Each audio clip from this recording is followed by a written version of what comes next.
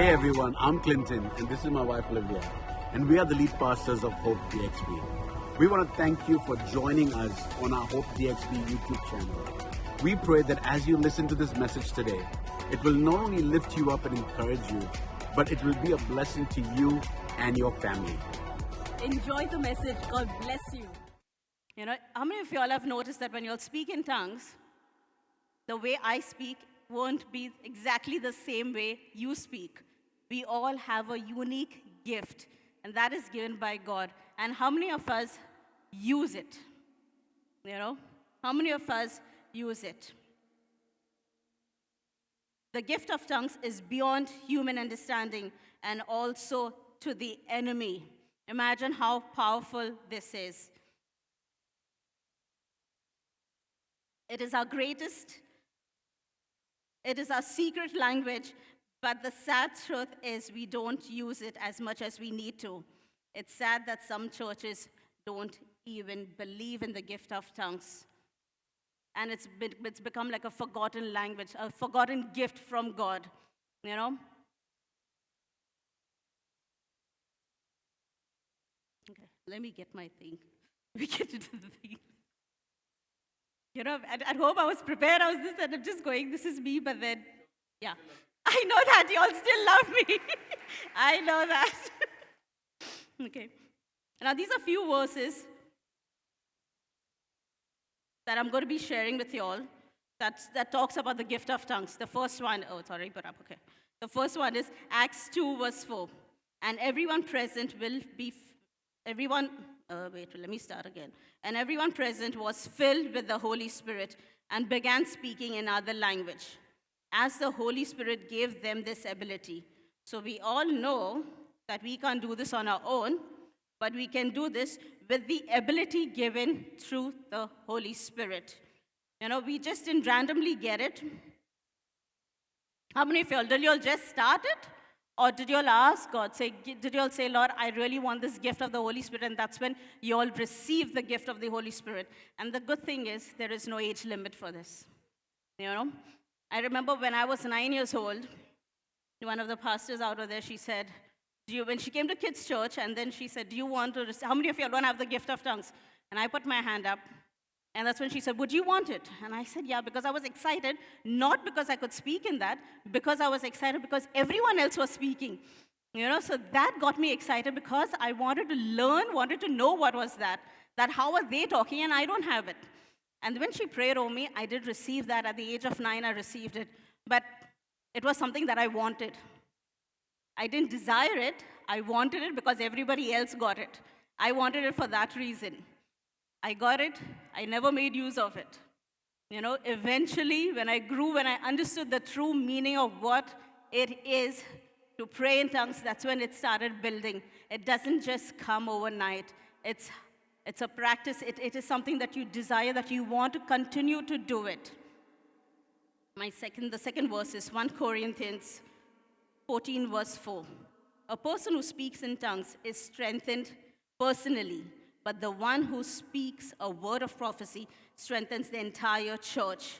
Now, if you see this also, again, it says it strengthens you personally. It strengthens your walk with God. It strengthens your personal life. It's how, what goes on inside that's what you're going to bring outside.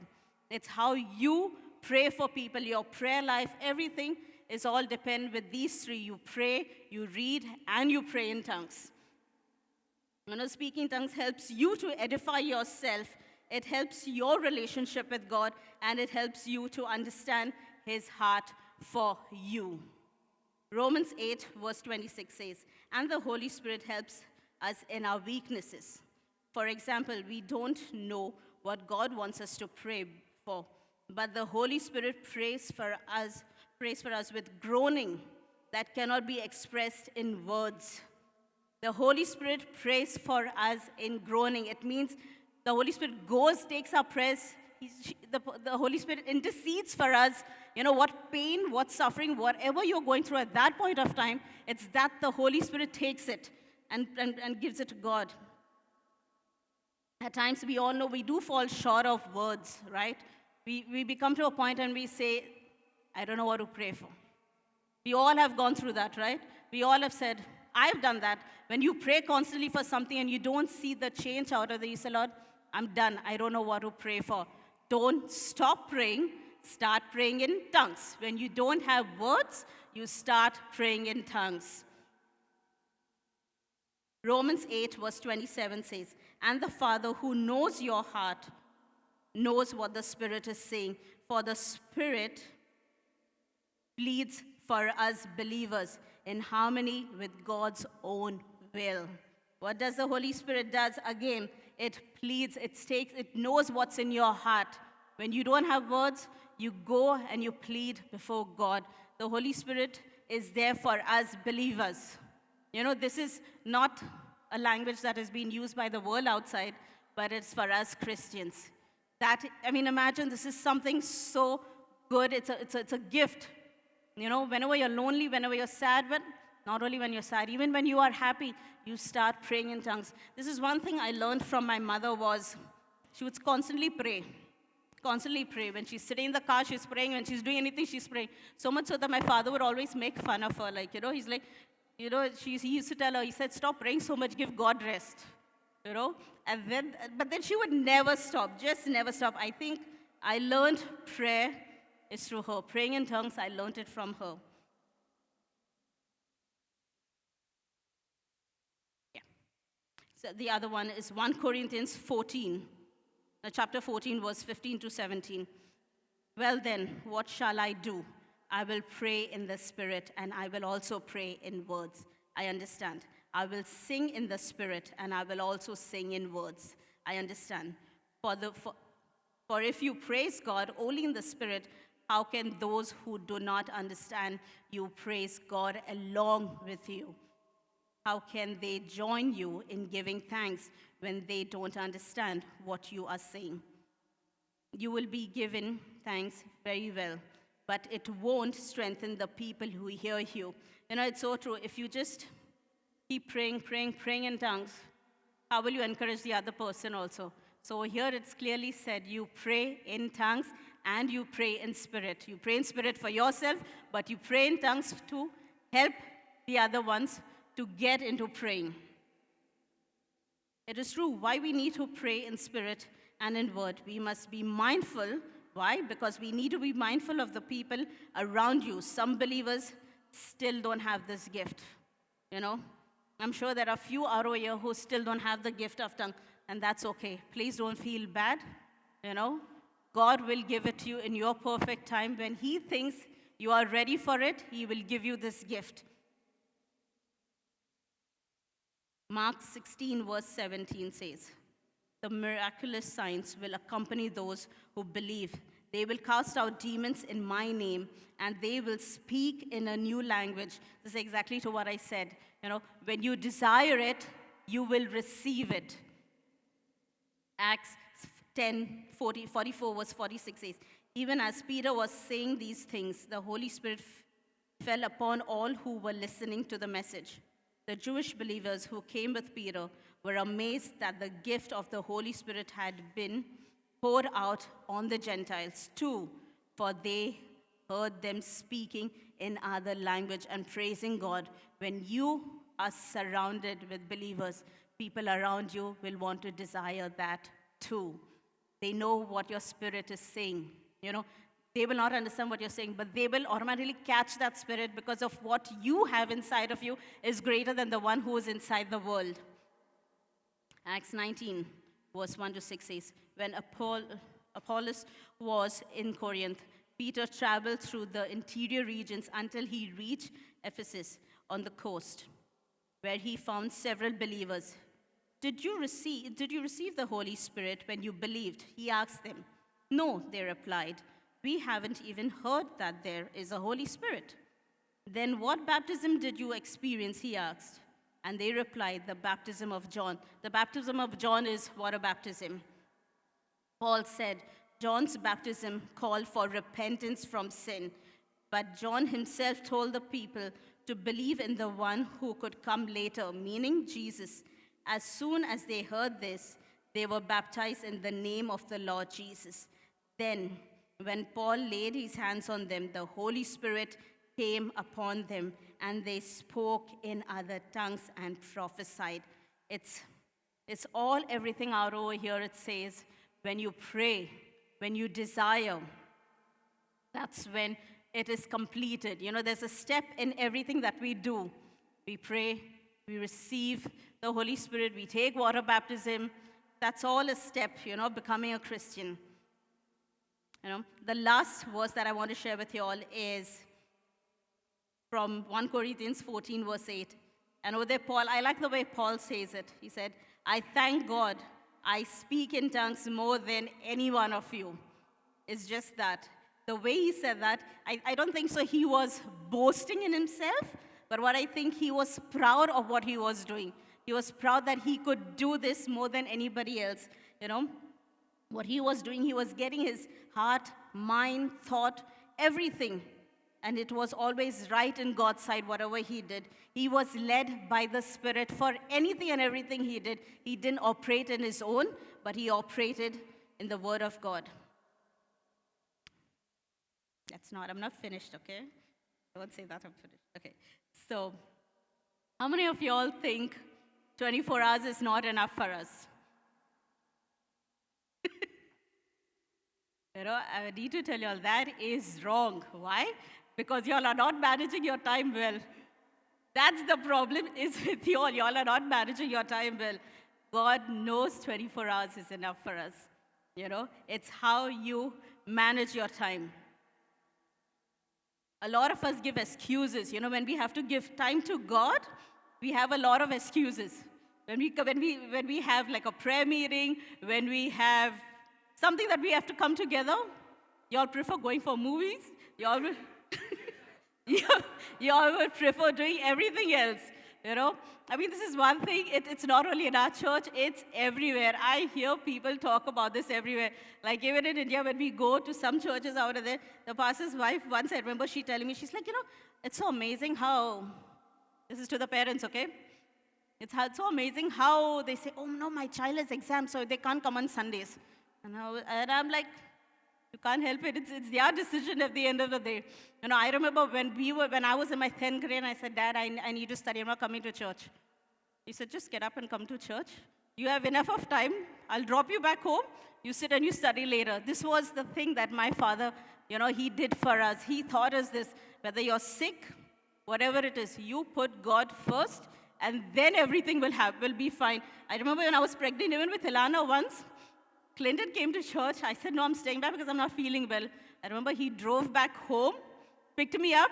He said, come to church, sit down here even if you have to, but you don't worry, you'll be healed. And I was like, okay, fine. I had to be there. But I thank God for that.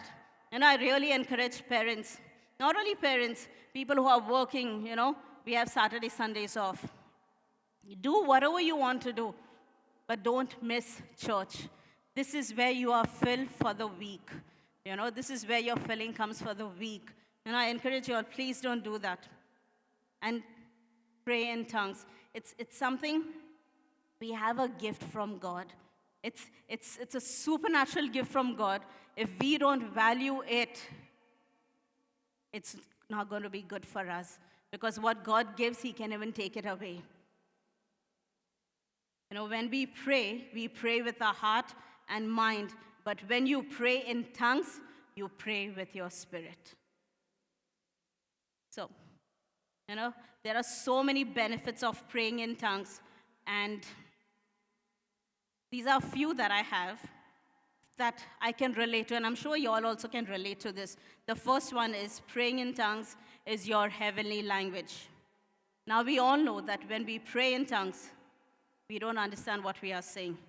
Isn't it? We just say words, but we don't understand what it is.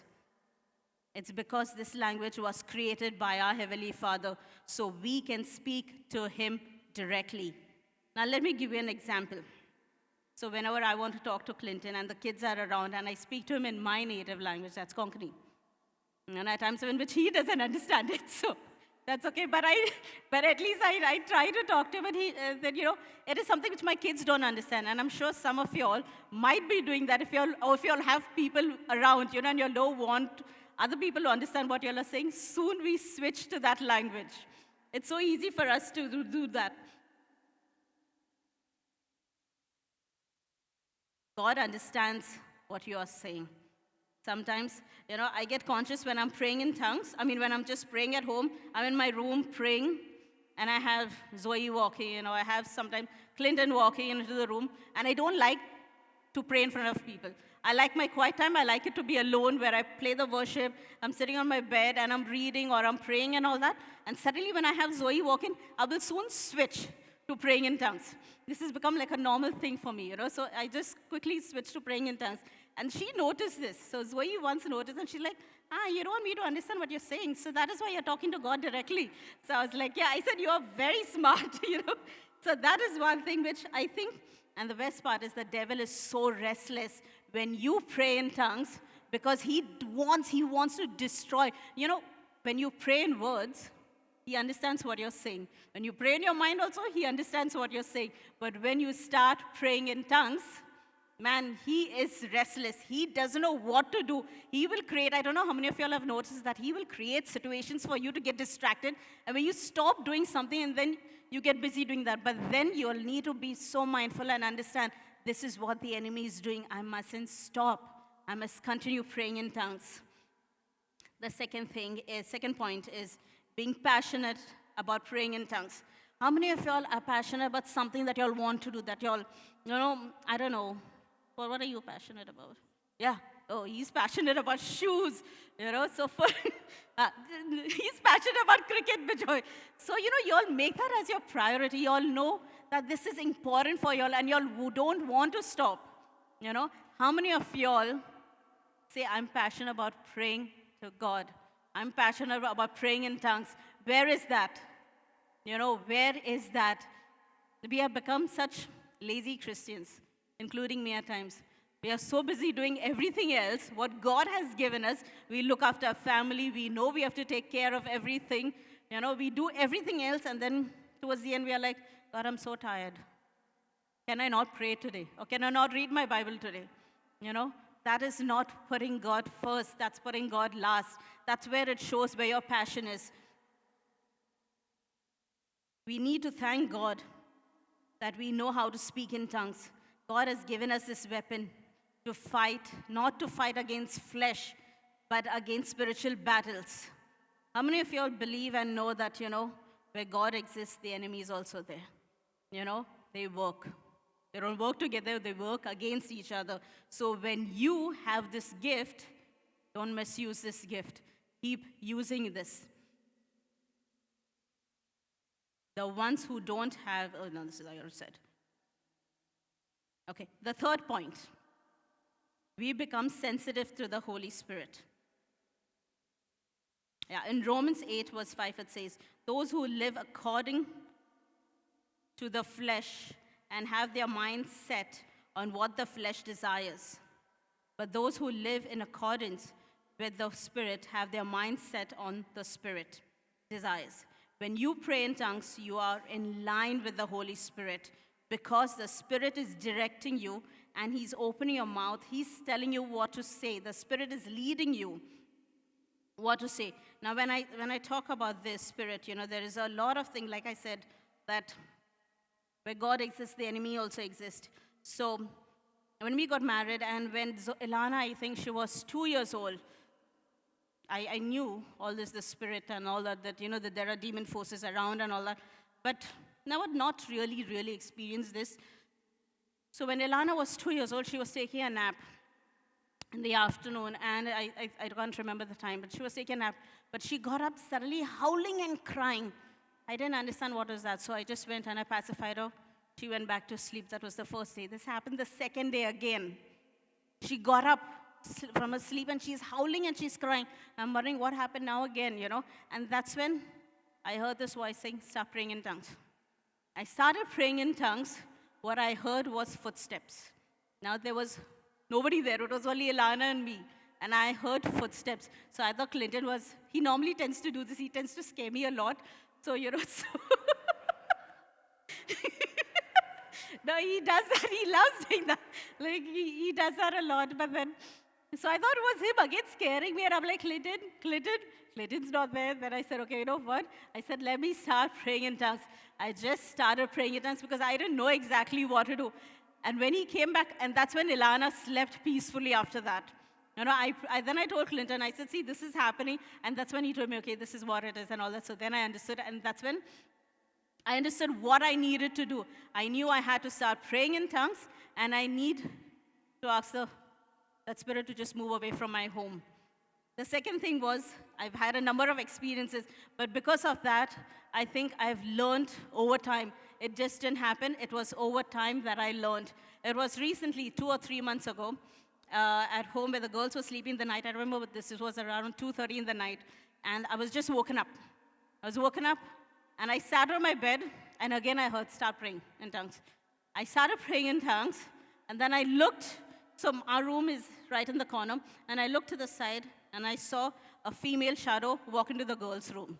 And I was like, man, not again. I said, okay, come on, let's go. I went in. I was not scared. I mean, thank God, you know, once your spirit is right before God, even the enemy moves away. You know, nobody will stand against you because it's what you carry inside of you is what is going to be, what you're going to portray it outside. I went in, I started praying. And I just prayed and I declared over my children, and then I walked. They were not even worried or anything. They were fast asleep. But I could see what was it. And that's when I knew it was done, and I went back to sleep. So once your spirit is in line with God, you know who it is you're fighting. It's not your battle, it's God's battle. There is one more example which Clinton knows, so let him share because he'll share it better, not me. Yeah. So nice, yeah, when your wife calls you up to. I just want to share, what my wife what Livia is saying, about being sensitive to the Spirit. Many of you know that we used to run a school of the supernatural, in Goa. We had co-founded a school with a friend of ours, and it was a 3-month school where we had students who were residents, and they were staying in Goa, and we were training them in the prophetic, training them in discipleship, and doing this thing that we call treasure hunt on the roads. And every weekend, every Sunday, we were at a different church. Every Sunday, we were at a different church, ministering to that church. It just so happened that this Sunday, we were at the church where we were running the school.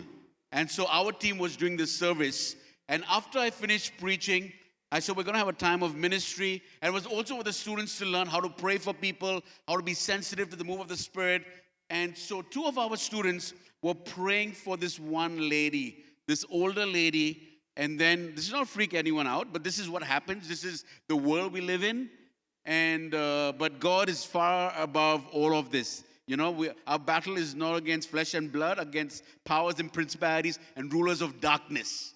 Okay? So 2 of our students were praying for this one lady, this auntie, older auntie, and she started speaking as a man.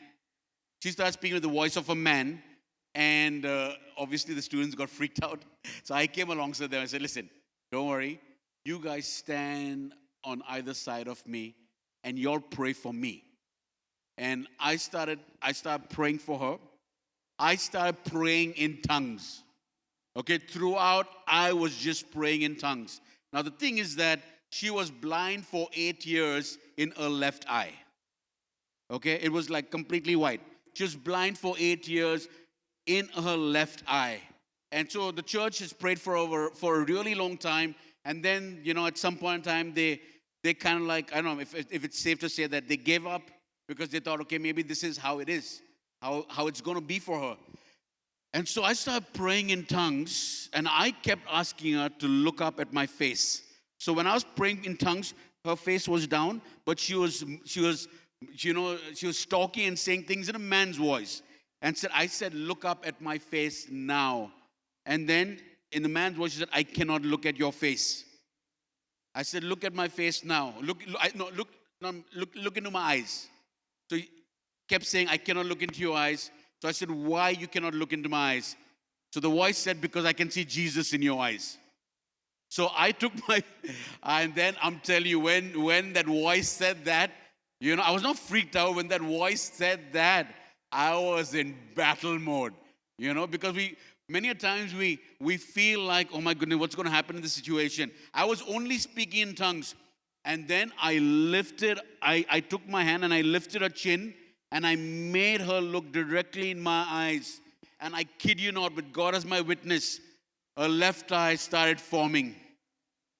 And she was blind in her left eye for 8 years. Her sight was restored then and there. Her sight was restored then and there after 8 years. Okay? This was only speaking in tongues. Her sight was restored. She was delivered. She was on top of the world. That week she called. She wanted the entire school to come to her house for a meal because she experienced a move of God through speaking in tongues, through the power of the Spirit. After years, she also gave up. But God did that for her.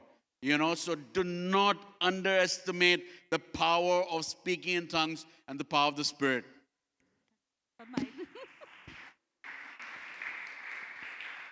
Yeah, like this, there are so many examples. I'm sure each one of you all have experienced it, but probably you all have not understood what it meant.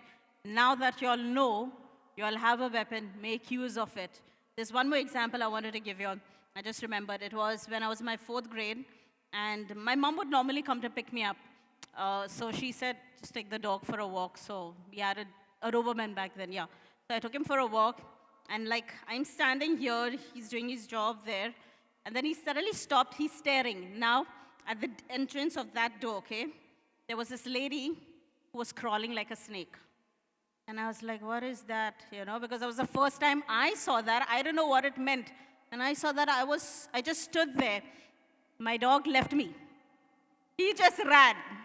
And he knew where to go. He left me and he ran towards the car. And my mom's wondering, where am I? Because I just froze. I didn't know what to do. I just stood. But then I realized when I had to run. Seeing my dog run and he was not next to me, even I ran. And then I explained and I told Mom, this is what I saw. And she said, you don't have to be worried, just don't worry. So she took me home. She prayed for me. She canceled whatever I saw. This is very important. Please pray over your children. If whatever they see, even if you all come across any of this, pray and cancel those things. We are not in a position, we are in a position, but we need to be so strong in God and in the Spirit that when we stand and when we speak to that demon to be gone, that demon needs to go. Or you'll have 7 more entering inside of you. So please be careful. Start praying in tongues. Don't interact with those things right now if you're not ready for it. My 4th point, receive spiritual favor from God and people around you. How many of you have experienced this favor from God? Each one of us, right? So in Proverbs 16 verse 7 it says, when God approves your life, even your enemies will end up shaking hands with you. I mean, imagine how powerful that is. When God approves of you, how many of you all have wanted a job promotion or something for your children or whatever it may be?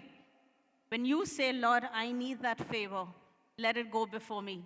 God will make it happen. If it's not happening, just know that's not for you. God's got something better for you. Supernatural favor causes God's favor to spill over into our human relationships. I'm going to say that again. Supernatural favor causes God's favor to spill over into our human relationships. When we pray, we are asking the Holy Spirit to open certain doors for us. The meaning of favor in the normal world, it means the liking for someone. You approve of something. But the meaning of supernatural favor in the Bible, it means the kindness of God or an exceptional act of the Holy Spirit granted to man. I'll say it again. The kindness of God or an exceptional act of the Holy Spirit granted to man. It's a very powerful thing. It's because God loves you. You walk and you carry in that supernatural favor. You cannot do anything without Him. If you think you got something, sometimes we just win something or sometimes we get anything out of the blue. It's because God's favor is there upon you. Your promotion, your finances, your family, everything is from God. When we have I said that. I know one thing for me, whenever I'm nervous, like speaking in crowd, this is my fear, which I think, phobia, which I have. Even out of there, I sat over there, I was praying in tongues, praying in tongues, praying in tongues. But I think that's for me. What I tend to do is when I know I want something, when I need something from God, and it's not happening in my own strength, I will just start praying in tongues. Why? It's not that I don't pray the normal, I do pray in words, but then I don't think God is deaf or he has memory loss. He knows what you're saying. You say it once, it's enough. You just start praying in tongues, and that is so much easier, I feel. My last point is watch your attitude. James 3, verse 7 to 10 says, this is scary. You can tame a tiger, but you cannot tame a tongue. It's never been done. The tongue runs wild.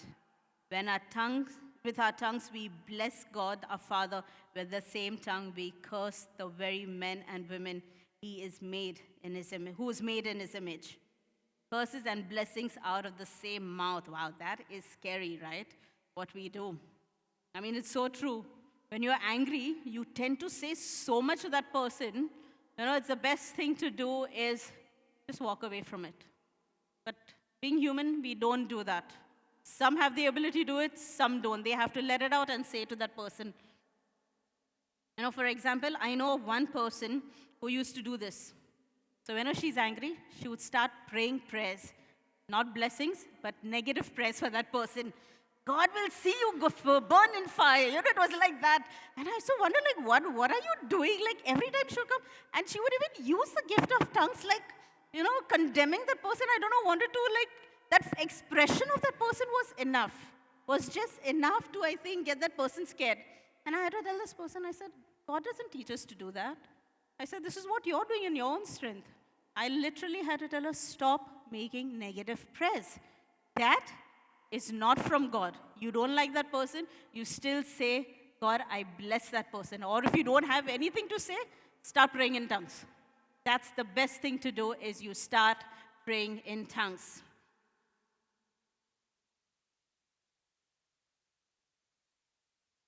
Yeah, praying in tongues didn't come overnight.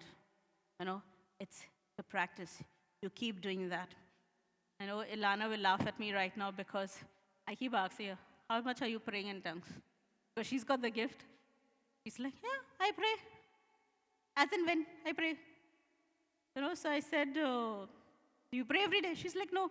I said, you get food every day, right? She said, yeah. I said, you sleep every day? She said, yeah, ma. I said, start with 3 minutes. I said, 3 minutes is enough. I said, if you can't, I said, put a timer. I said, keep a timer. Start with 3 minutes. I said, you will eventually see how it builds up. 1 week do 3 minutes, the next take 5 minutes. Start it like that. I said, nothing comes overnight. I said, you practice. Even when you pray, it's your time with God where you sit, you share your heart out to him. You will need to hear from him. When we sit in God's presence, start with praying in tongues. Start by praying in your words. Start also reading your Bible. I know most of us, we do one thing. We said, God, I know you know what I'm doing, but let's do this. Out of this 24 hours, we start even by giving 10 minutes for God a day. I think it's good enough for us, That's how you built your life. And I'm done in closing. But then this is what I just want to share with you all is what's on my heart was praying in tongues is as important, and don't take it for granted, please. Do not take the gift of tongues for granted. Make use of it in the right way. Spend time. When you're driving, pray in tongues. When you're doing things in the kitchen, pray in tongues. When you're traveling, when somebody else is driving for you, pray in tongues. Well, this is what I normally do is when we are on the way, I just start praying in tongues. I think it's not a habit, it's something that I love doing. Don't do it because you have to do it, do it because you want to spend time with God. And when you desire God, things will start changing in your life. I'm done. Thank you for listening. Thank you for joining us and listening to the message. We encourage you to like and subscribe to our YouTube channel, which is Hope DXB Church. You can also find us on Instagram and follow us on Instagram.